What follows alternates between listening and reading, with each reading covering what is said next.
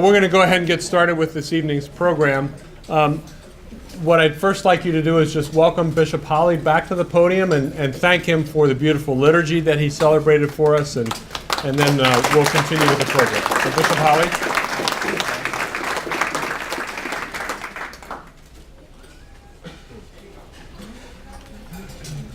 And Dan, thank you so very, very much. You mentioned earlier you welcomed everyone, so this is my opportunity on behalf of Cardinal World to welcome you and to the Archdiocese Pastoral Center. As Dan mentioned that he had notes from Maggie, so do I. So here they go. But in sincerity, welcome here for this 10th anniversary of the Catholic Climate Covenant, and also on the first anniversary of the encyclical that we celebrated, Laudato Si, on the cure for our common home. You know that global Catholics and non-Catholics alike have been inspired by this historic encyclical on ecology, named after the cantle of the sun, a prayer of thanksgiving to God for creation.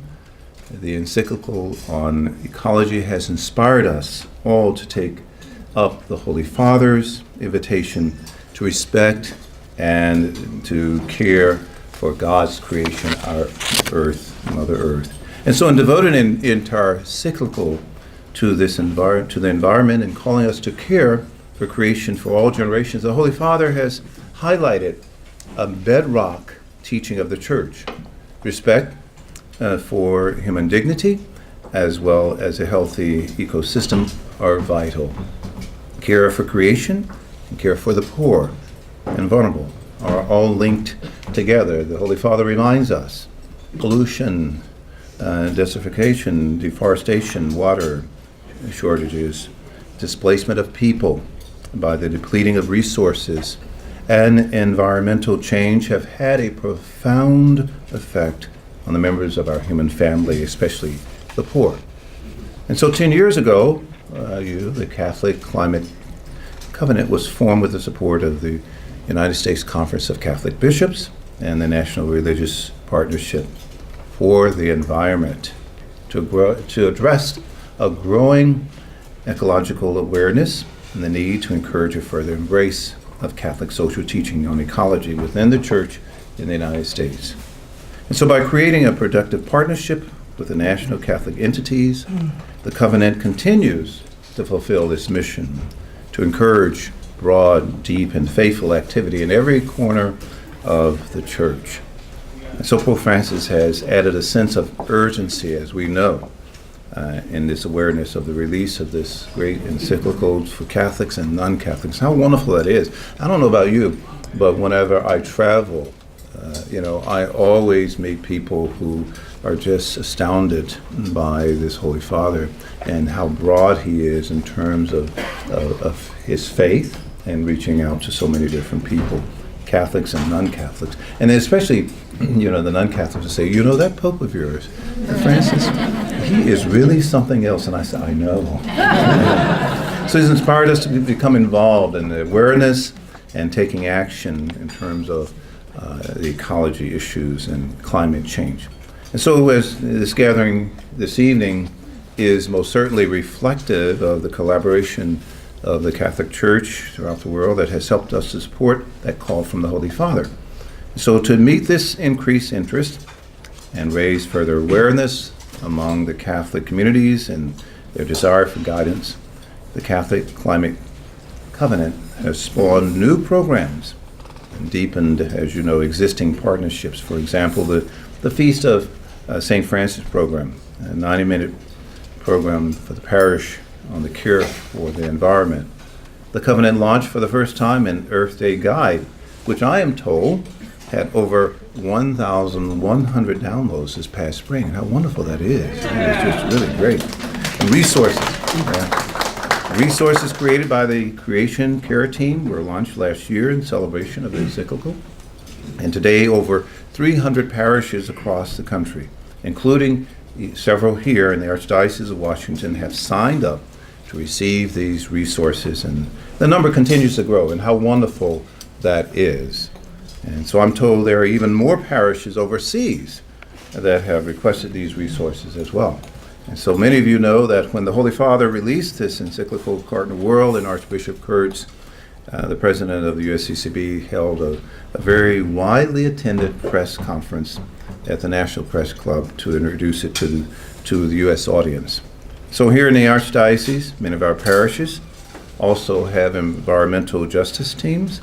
The Archdiocesan Care for Creation team has been very active and produced a parish toolkit of resources, which has been shared with our archdiocesan parishes, available on our website.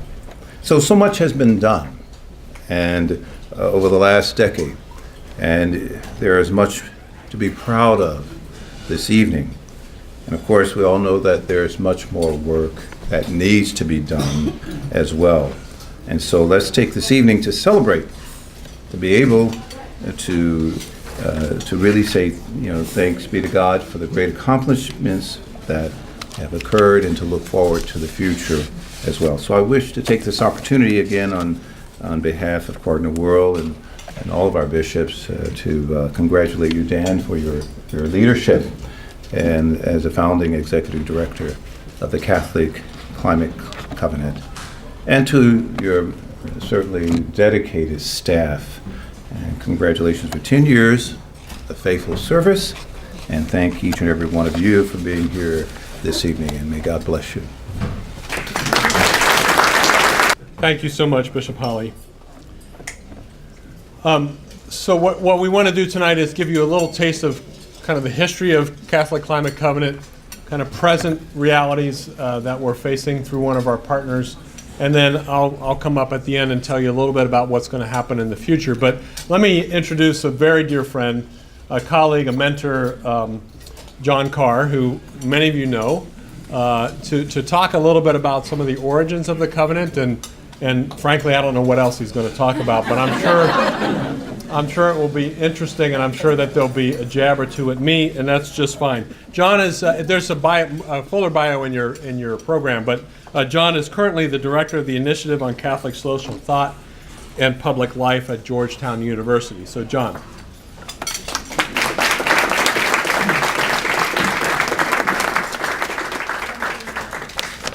Good evening. I'm feeling a little neglected. Maggie didn't give me any talking points. So I figure I'll give you my slightly abridged history of the Catholic Climate Covenant. Settle in, this will only take about an hour. It all began with Genesis. And you know the story: on the first day, on the second day, the air, the water, the animals. On the seventh day, maybe in your Bible it says God rested. Actually not. On the seventh day, God created the Catholic Climate Covenant to take care of all the other things that he had created. Actually not. And actually not an hour. Being here in this place for this purpose, brings back tremendous memories. I was working for the Archdiocese when we moved into this building in the early 80s. If you go directly up from that crucifix over there, that's my office.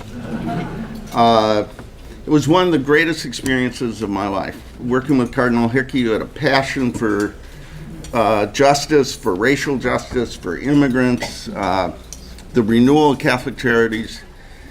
And we did a lot of things. I'll say one thing: the food is a lot better than when I was here. Way to go, Bishop. But as proud as I am of that work and all the memories that come rushing back, I could never imagine that 30-some years later we would gather here for this purpose. As some of you know, I was a little dubious about expanding the social mission agenda to include environmental concerns. Frankly, I saw narrowly and mistakenly saw the environmental movement as a rich, white, sort of elite movement. And I was working, as many of you were, on social justice, on peace, And they seemed to be winning a lot, and we didn't seem to be winning a lot. And I thought, well, isn't this sort of a diversion? And I couldn't have been more wrong. It is an extension. It is a deepening. It is discovering more clearly who we are. And I would like to say it was Dan that convinced me of this, but it wasn't. It was Pope John Paul II. It was Pope Benedict, who I don't think gets enough credit for his leadership on this. One of my favorite stories is when Pope Benedict made a particularly impassioned plea for God's creation. One of the wire service reporters said the Holy Father felt so strongly about this that he wore green vestments. And of course, it was the 22nd Sunday of Ordinary Time, and every priest everywhere in the world wore green vestments. But it helped the story. Dan, I think it was a really good idea. We had wonderful meetings of the initial thing 10 years ago. At one of the first meetings, we said, we ought to get a pope that would write an encyclical. And so, you write down your objectives and you check them off as they come. Way to go, Dan. I want to recognize others. With the direction, encouragement of the Holy Father, the leadership of people in the conference, I think of... Something's going on with me. Okay. I've never been thought of as not being loud enough. I got this. Get it? Is that turned on? What? Checking the mic, John. Check the mic. Just keep going, John. Doing a great job. It all began with Genesis. No.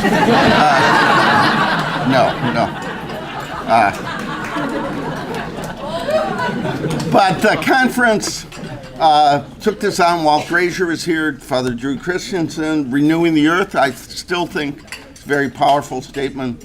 The bishops, before many others, did a still eloquent and relevant letter, pastoral statement on a plea for dialogue, common ground, and the priority for the poor regarding climate change.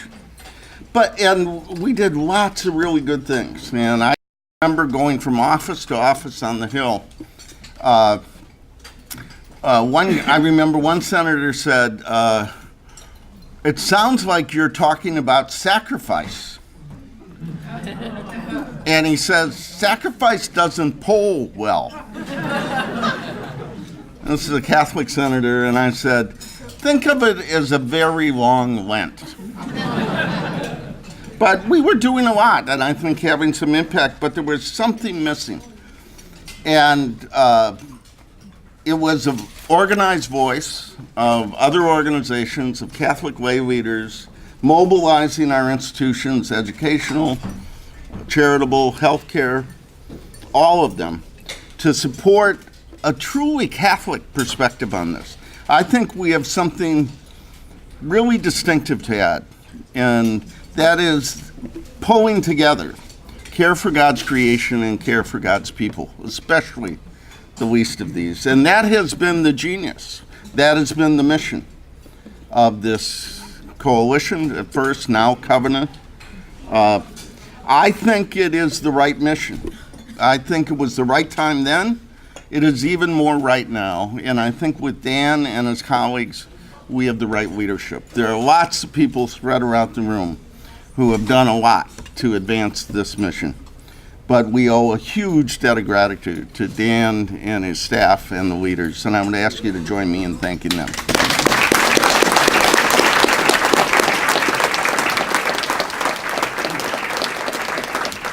Dan has brought skills, passion, depth, knowledge, and energy to this. And he's also hired really good people. And we are blessed with that. And I think about some of the things. First, we needed allies, so we formed a board. And there were some national grants that allowed us to apply in our own world this message. We needed a tool, and that's where the pledge came from. I remember the first video, who's under your carbon footprint? And it was the poor and the vulnerable. And that was a message no one else was making at that time. We needed leaders. We needed people who could share the message, and that's where the ambassadors came from. And one of the most powerful experiences for me was going to Alaska with Dan for a series of hearings and meetings. And we had 4 bishops, we had lots of people, we had the mayor, lots of politicians. But the person I remember was a leader from a native community on the edge of Alaska, where they were literally losing their homes. And I remember thinking, for all the people that are arguing about whether this is a problem, they ought to come here. This had a face, this had a place. And one of the gifts of the covenant is to give this issue names and faces and places. And then electing that pope. That was really good, I said. And from the very first moment, when he walked out on that balcony, Francisco, and I think, Bishop, you can tell me this, I think it's a mortal sin to tell people what went on in the conclave. So what did Pope Francis do? First thing he did, he called a press conference to say what went on in the conclave. And he said when the votes were getting stronger, it was getting dangerous, he said. His friend leaned over to him, gave him a hug, actually gave him a kiss, and said, "Don't forget about the poor." And he said, "That's when I decided I'll call myself Francis." Francis was a man of the poor, man of peace, and man of creation. So literally from the first moment of this papacy to this moment, with the remarkable achievement of Laudato Si. And what I think Pope Francis has done, what I think the Catholic bishops have done, I see Steve and Mark and others who have carried this message forward. What I think the covenant has done is we have taken the Pope's message, which is he placed care for creation at the very center of Catholic life. And he put care for the poor and the vulnerable at the very center of an environmental ethic. In so doing, he challenged all of us to examine our assumptions and our priorities. So this is the right mission. We have a lot to celebrate tonight. I think with Pope Francis' leadership, with the commitment of our bishops, with the work of the people in this room, we will make a difference. I've been at this for a long time. As I said, 35 years ago, I came to this place. And I think when we look back on the history of the church's social mission and teaching ministry, the placing of care for creation at the center of the church's life will be one of the most important developments. We will look back and say, what changed? It didn't change when we didn't need a new religion. St. Francis was ours before he was the environmentalist. But we rediscovered who we were and what we believed. And I think with your help, that will make all the difference. Thank you very much. Thank you, John. I would also like to introduce another colleague. Is this on now? Oh, we're working on it. Okay, Try this. there it is. It's back on. I would like to introduce another colleague from the USCCB. Joan Rosenauer and I worked together at the Bishops' Conference for a number of years, and we had these team meetings, we would call them, and it was the endless meeting. So it was just TEM, and we would call team meetings, but they were the endless meeting because they seemed to go on forever. And Joan was part of that, and Steve Kalecki was part of that, Jerry Powers before him, John, Nancy Wisdow, and a bunch of us. And Joan would always be the one who kind of just encapsulated everything in the meeting and said, I think what we want to do is this, and it would always be exactly what we wanted to do. Joan has moved on from the Bishops' Conference to become the Vice President for domestic U.S. operations at Catholic Relief Services and has traveled the world seeing firsthand the impacts of climate change. And the Catholic Relief Services is one of our premier partners in this work. And so I'm really happy to invite Joan to the podium to offer some reflections from CRS's perspective.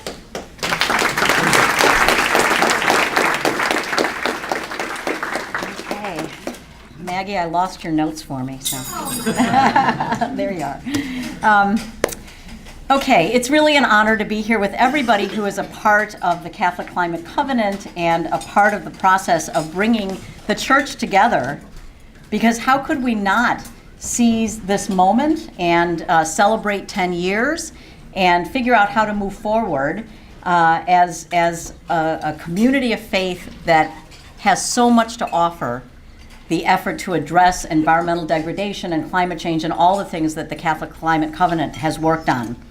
We have an incredible leader, as others have said. I was at a secular climate event a few days ago at the Omni Shoreham, a huge ballroom filled with people, most of whom were not Catholic. And as soon as I said the word Pope Francis, the room erupted in applause. You know, everybody loves him.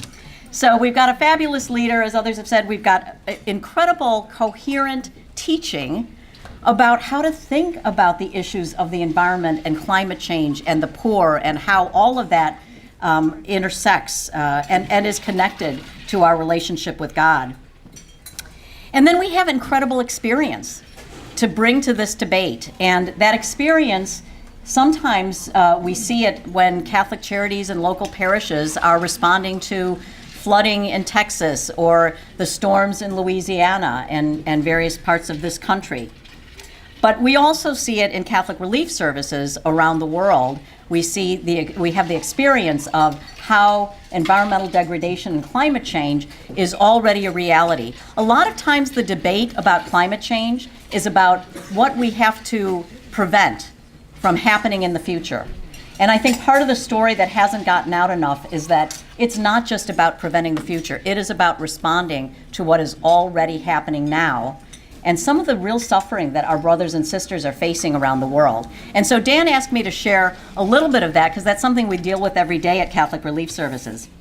So just a couple of examples. A few months ago, I had a chance to travel to Nicaragua, and temperatures are rising in Central America in a way that are going to devastate the agricultural economy there. And many of the farmers are smallholder farmers and often subsistence farmers. And all they know is to do what their father did and their grandfather did. So we did a study and we learned that it suggested that about 1 million farmers in Central America who grow corn and beans by the mid-2020s will not be able to grow their crops on their land. And they don't know anything else to do. They've never learned anything else to do. So who is going to help them adapt to that? If they can't turn to the church, if we as the church in the United States, because who contributed to the problems they're facing with rising temperatures, if they can't turn to us to help them, and they can't turn to their local church, and together we support them, how are they going to survive that situation? So we can help them adapt. We can help them learn how to grow alternative crops. We can help them learn alternative techniques for their growing. Another problem, you may have heard about coffee leaf rust, which has devastated. I mean, some of these farmers, they've lost 70% of their crop in the last couple of years. And these are people who have no margin. They can't afford. They don't eat when their crop is devastated in that way. And I met a woman named Mercedes, and our local church partners and CRS had worked with her to come up with a 5-year plan to transition her farm so that it would be sustainable with rising temperatures. And she couldn't have been prouder. You know, I have a wonderful picture of her with her little booklet that is her 5-year plan, and I thought, you know, I need her to help me get a 5-year plan. If we don't step up and help folks in that situation, what are they going to do, and who's going to help them? Another experience I had last fall, I was in the Philippines, and I actually was able to visit a community that I had learned about and heard about shortly after Typhoon Haiyan, which you probably know is one of the worst storms in the history of recording of storms. And all of the evidence suggests that there are areas of the world that are going to get more storms, more frequent storms, more severe storms, and they're always the areas of the world where people are least equipped to survive and to adapt and things. And the central part of the Philippines where Typhoon Haiyan hit actually traditionally didn't get hit by typhoons. They went farther north. But those weather patterns are all changing, and so now people are dealing with this that have never had to deal with it before. So I met a woman named Rosa who originally, after Typhoon Haiyan, In order to have a place to live, she was living in a pigsty. It was a building built for pigs, but fortunately we were able to help her get a decent home. But she was supporting her 2 adult siblings because her mother had died from the disease she got from the contaminated water when the typhoon hit and it flooded. So Rosa was about 32 years old. She's supporting her siblings and has almost nothing. But do you know, she is the most active person in her community, making sure that her community prepares for the next storms, because she realizes she has to. We're not facing that kind of crisis, but for the folks in her community in Tacloban, this is life or death. If they don't have an escape route, if they don't have their run packs with their little cooking stoves and their tarp and their blanket, they may not survive. And one of the things that they're doing is just establishing their own community organized trash removal, because all of the trash from the surrounding area, which actually they can't just put out and get picked up by the garbage men, because or women, that doesn't happen. So it all flows into their particular community, and when there's a flood, it blocks the drainage systems, and then the flood just gets worse. And that's how this contaminated water backed up into her home, and her mother got so sick and then ended up losing her life. So they're out there picking up the garbage themselves and getting that all organized so that they can survive these climate realities that they're dealing with right now. And again, they didn't cause this. We did more to cause this. One of the most stunning moments of this trip was that I met with some community leaders in this area, actually in Leyte in the Philippines, and they were talking about what they're trying to do to adapt and to get ready for these storms and all this stuff. And then they said, but we realize we have to play our part in trying to prevent climate change. And they had just in their community, people were starting to get little motorized bicycles, so not motorcycles, but bicycles that have like the added oomph of a little tiny motor. And they said, what we're working with our people to do is to not go the route of motorized bicycles, but go back to pedaling so that we reduce our carbon footprint. How humbling is that?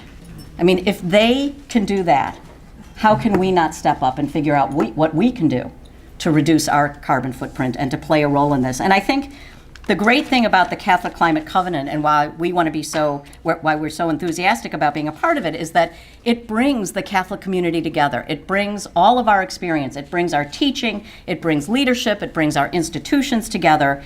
Because I really believe, as John was saying, that together we can play a significant role in shaping the debate about climate change. We can play a significant role in shaping how individuals live their lives and how institutions and corporations make decisions that impact climate change. We can play a significant role in U.S. policy as it relates to climate change. But to do that, we have to all be in this together. The whole has to be greater than the sum of the parts. And that's what the Catholic Climate Covenant does for us. And I am just honored and grateful to be a part of it. Thank you. I am just so pleased that John and Joan and Bishop Holly were able to join us tonight. And let's give them another round of applause for their remarks and their comments. We have folks here from Cleveland, Ohio. Where are we? Clevelanders. Here we are, over here. From New York. Monsignor Irwin's from New York, and thank you for celebrating with Bishop Holly for us. And just all over, we have well wishes. We have emails flooding in, wishing us very well as we celebrate our 10 years. But I do have to acknowledge some folks tonight, and that's kind of what the director does, acknowledges all these people. And before I get to our staff, I want to just acknowledge one person who's not in the room, but who was with John Carr, was a co-founder of the Covenant, and that's Paul Gorman. Paul Gorman was the director of the National Religious Partnership for the Environment. The great thing about our first 6 years was that Paul would raise money and I would spend it. And it was really a great thing to be able to just rely on that income and be able to do programs. And Paul was just an amazing fundraiser, a very wonderful mentor, and he really helped shape our fledgling efforts as we became a real organization. So our staff, these are people who regularly dismiss the 40-hour work week voluntarily And last year, I can't imagine the number of hours that we put in trying to respond to this amazing thing that Pope Francis gave to us, Laudato Si. In the room tonight are two key people who helped shape the covenant from its earliest days, and I'm going to ask them to stand so we can embarrass them a little bit tonight. So the first person was, my first hire and one of my smartest hires was Kolya Braun-Greiner. Kolya was with us.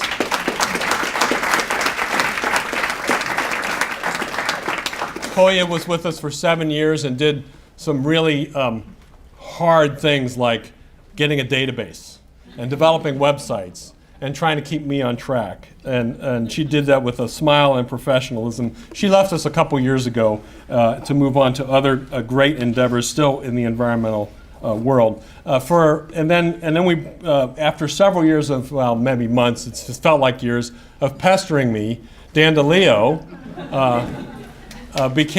was an intern.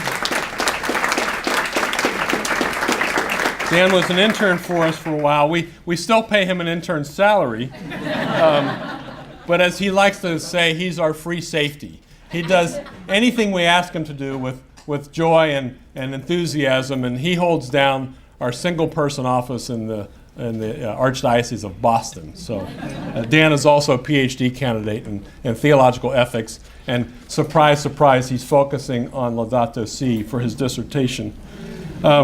This past year, this past year and a half, as we got ready for Laudato Si, Reba Elliott, where's Reba? Reba?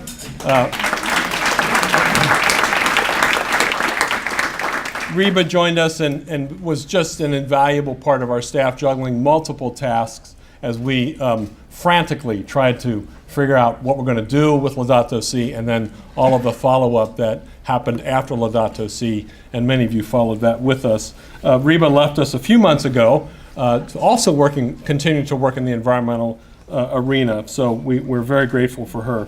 Maggie McCarty joined us.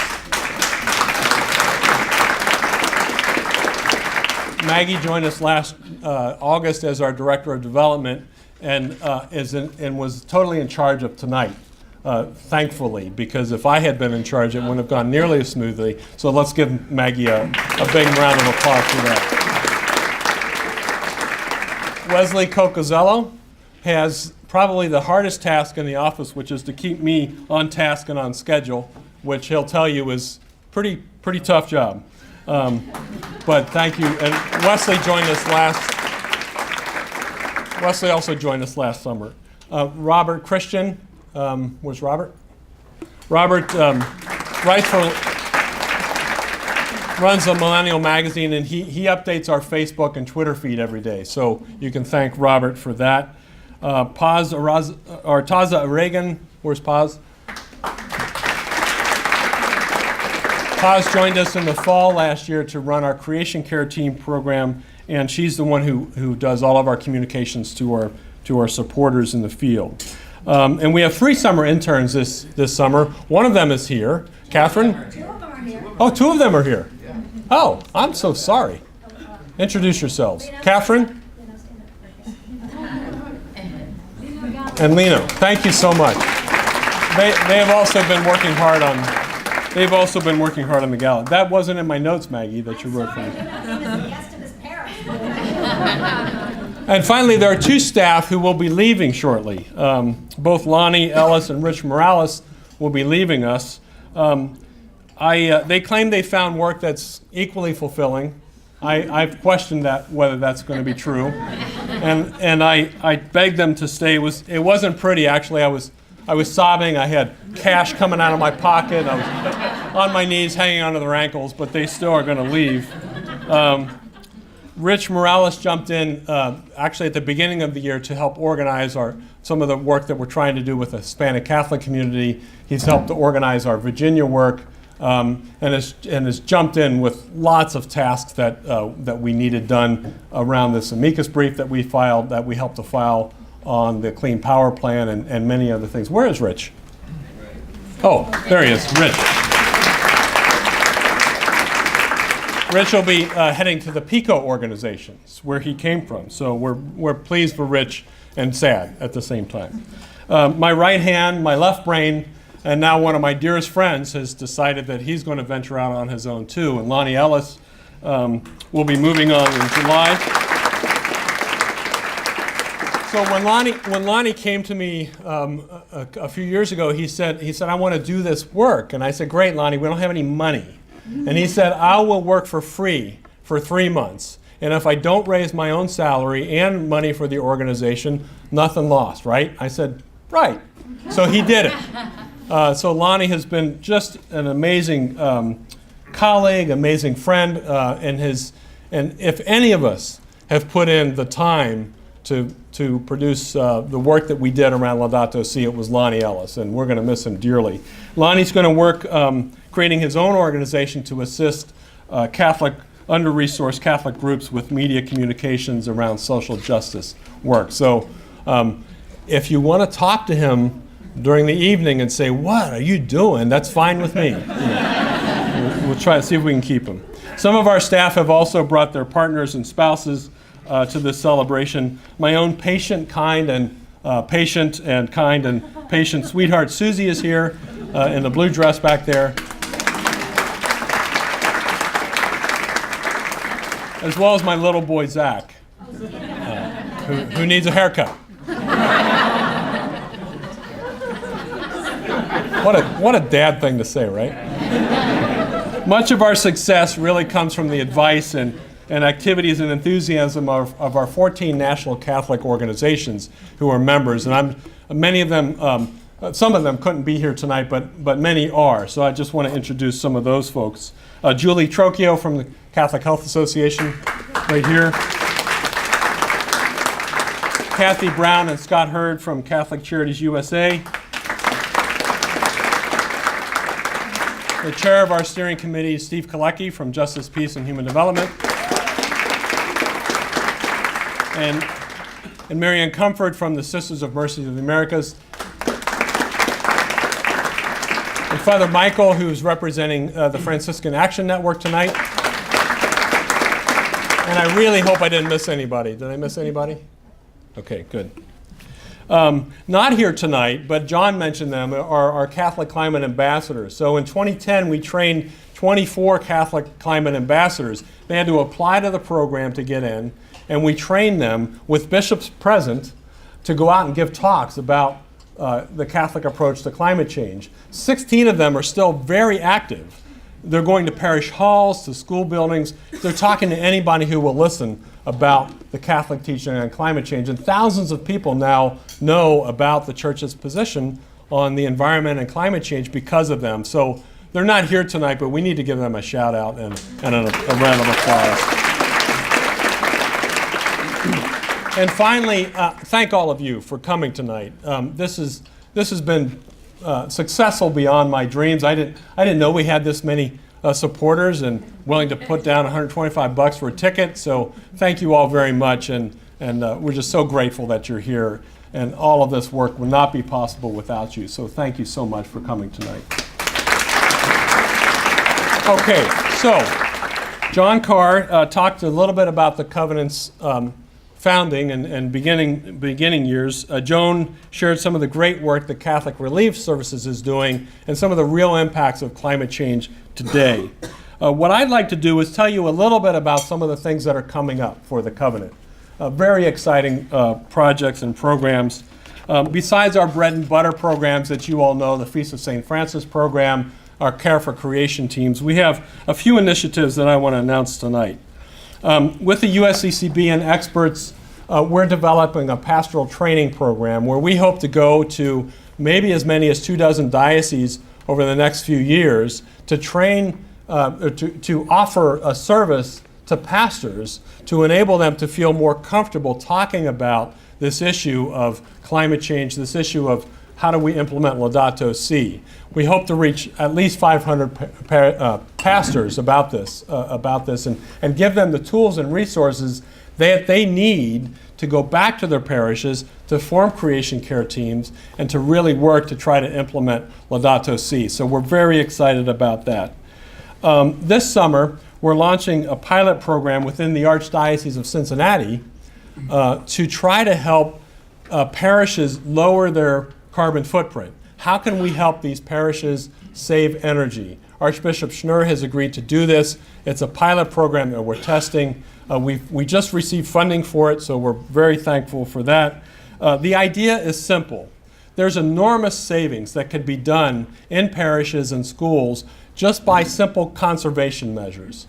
And we have a team of experts to help us figure that out. What are the things that parishes can do to really lower their energy use, to save a lot of money, and then, oh, by the way, this is what we should be doing because we're Catholic and because it lives up to the challenges of Laudato Si. So we're really excited about that. And I have to have a shout out here to Jim and Annalise McDonald over here at this table. This is Avalon Energy Services. Jim came to me through a mutual friend to advise us on this. So please stand up, Jim and Annalisa, so we can give you a round of applause.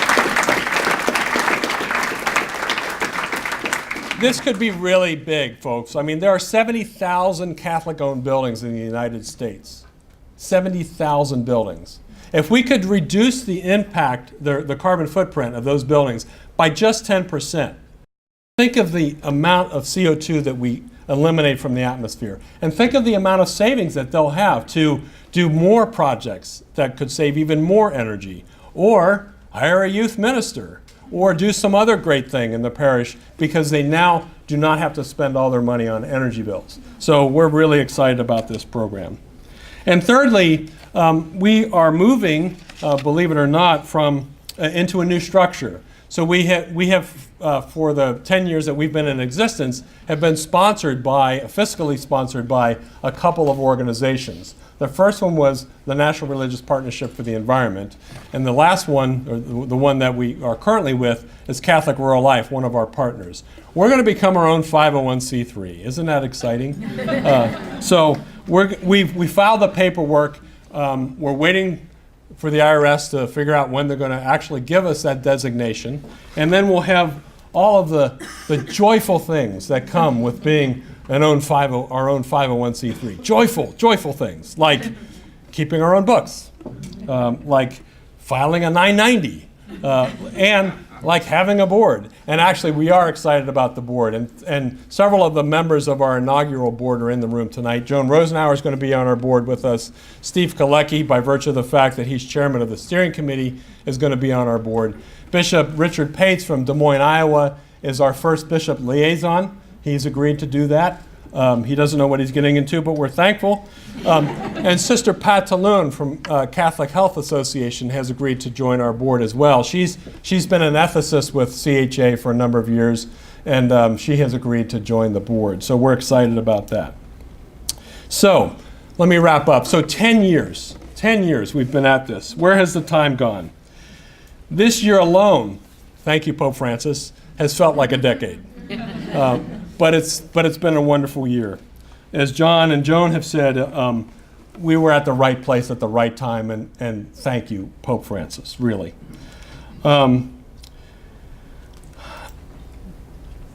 This last year has probably been the most fulfilling year of my life, the most exhausting year of my life, but the most fulfilling year of my life because of Pope Francis and because of Laudato Si and because of our partners and staff and because of all of you. It's been just a joy to be working this past year. Never mind the fact that we didn't have a vacation. Never mind the fact that we're working 70 hours a week. What else could we have done, right? Here we are at this moment in history. There will never be another encyclical on the environment in my lifetime, certainly, and probably for a long, long time. So we are blessed. I know that after 10 years, I wake up every day excited to go to work. What a blessed thing that is, to be excited to go to work every day. And it's not just because of what we do, but it's also because of the people that surround me. There are days that are trying, I have to admit. There are emails from deniers and skeptics that we get on a regular basis. Kolya knows these well. She fielded a lot of them in the early days that attacked me personally, that attacked us personally, that attacked our partners. Those were not fun days, but we still woke up every day to do something really important. There were and continue to be sleepless nights worrying about the funding. Where's the next check going to come from? How are we going to make payroll? Those kinds of things. But most days I wake up excited for the opportunities to do this work.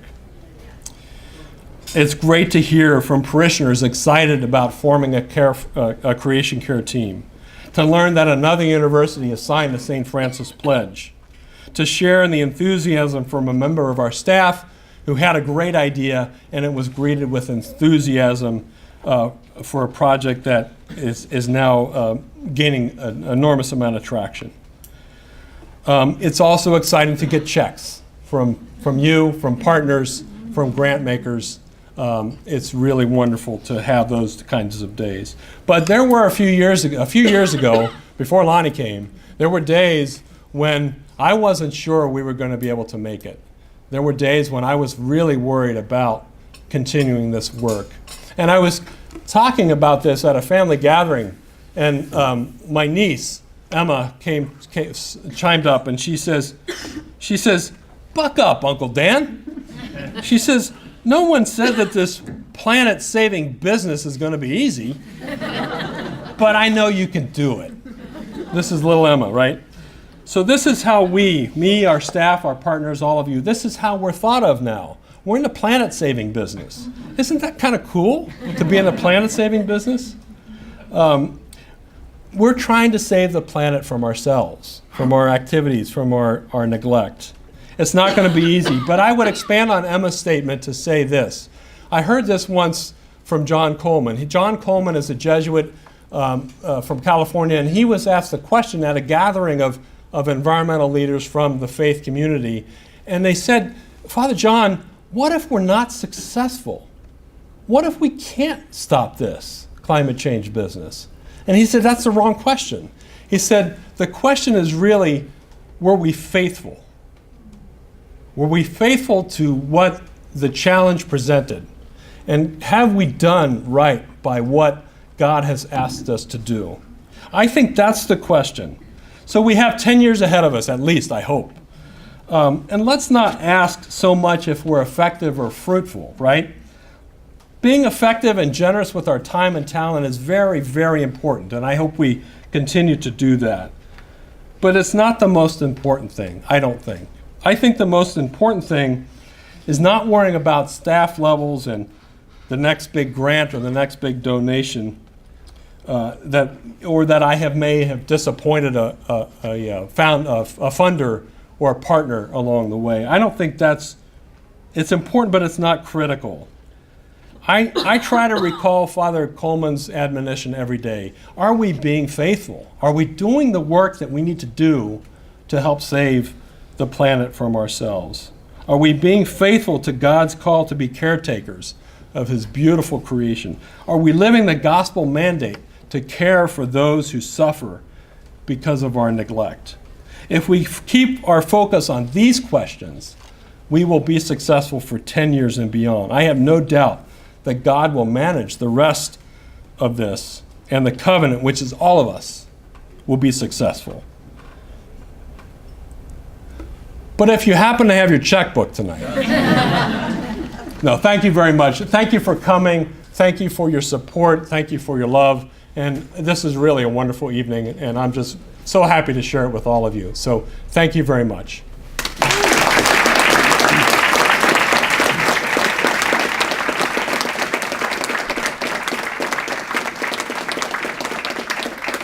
So those of you who are in the Archdiocese of Washington probably know Father Jacek. Father Jacek Orzechowski is not the pastor any longer, but a priest from St. Camilla's Parish. And he's also the animator, is that the word, of the Archdiocesan Care for Creation team. And he's going to close us with a blessing. And I'm not going to come back up to the mic because you've heard enough from me. We're just going to leave it with a prayer, and I think that's the appropriate thing to do. So Father Jacek, please.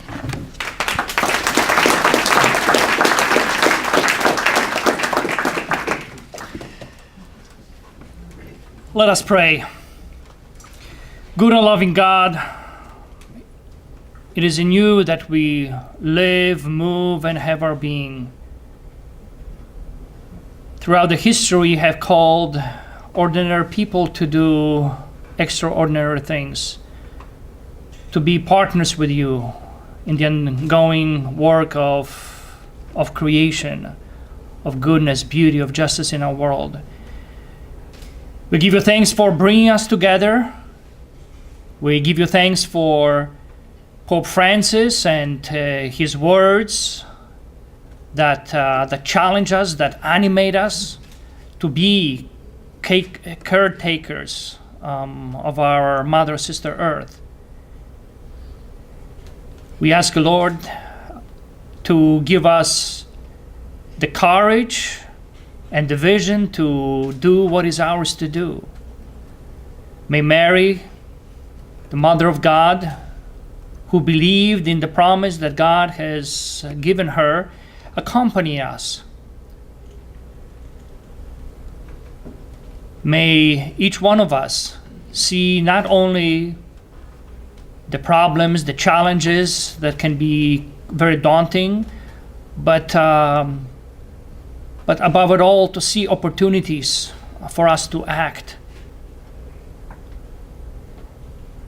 Fill us with your grace. Fill us with your peace. And continue to make us instruments of your justice and peace, so that the future generations could look back and recognize in us a blessing. Now, in solidarity with all the poor and all the members of Earth's community that suffer as a result of ecological destruction, let us pray for the coming of the fullness of God's kingdom of justice, love, and peace and harmony, as Jesus taught us. Our Father, who art in heaven, hallowed be thy name. Thy kingdom come, thy will be done, on earth as it is in heaven. Give us this day our daily bread, and forgive us our trespasses, as we forgive those who trespass against us. And lead us not into temptation, but deliver us from evil. Amen. And may the blessing of Almighty God, Father, Son, and Holy Spirit be with us and remain with us always. Amen. Thank you. Thank you.